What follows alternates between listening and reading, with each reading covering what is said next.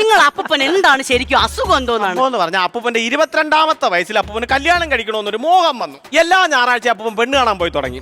പെണ്ണ് കാണാൻ പോയി ചായ കുടിച്ച് 32ാമത്തെ വയസ്സിൽ അപ്പൂപ്പന്റെ കല്യാണം കഴിഞ്ഞപ്പോഴും അപ്പൂപ്പൻ പെണ്ണ് കാണാൻ പോകുമായിരുന്നു.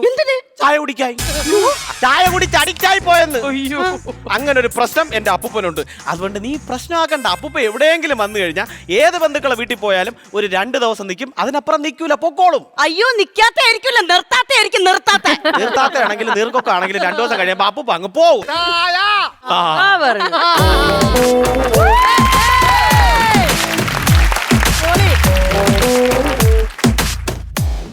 മക്കളെ എത്ര നേരം കൊണ്ട് ചായ കുടിച്ചെന്നറിയാം?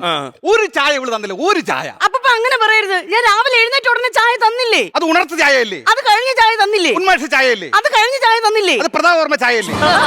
അല്ല, പ്രതാപകർമ്മ ചായയല്ലേ? അത് കഴിഞ്ഞ ചായ തന്നില്ലേ? അത് പത്ര ചായയല്ലേ? അത് കഴിഞ്ഞ് തന്നില്ലേ? അത് പത്രം വായിച്ചാൽ ക്ഷീണ ചായയല്ലേ? അത് കഴിഞ്ഞ് തന്നതോ? ഇപ്പൊ എനിക്കൊരു ചായ വേണം. അത് ഏത് ചായ എന്നറിയാമോ? അതാണ് ഉന്മാദ ചായ. എനിക്ക് അസുഖങ്ങളുണ്ടല്ലോ ഇതൊക്കെ സംഭവിച്ചത്. എന്തൊരു അസുഖം? ഈ ചായ കുടിക്ക് അഡിക്റ്റ് ആയോണ്ട് ഞാൻ ഡോക്ടറിനെ കൊണ്ട് കാണിച്ചു. അപ്പൊ ഡോക്ടർ പറഞ്ഞു എനിക്കൊരു അസുഖമാണെന്ന്. എന്തൊരസുഖം? ചായ കുടിയാ മാനിയാന്ന്.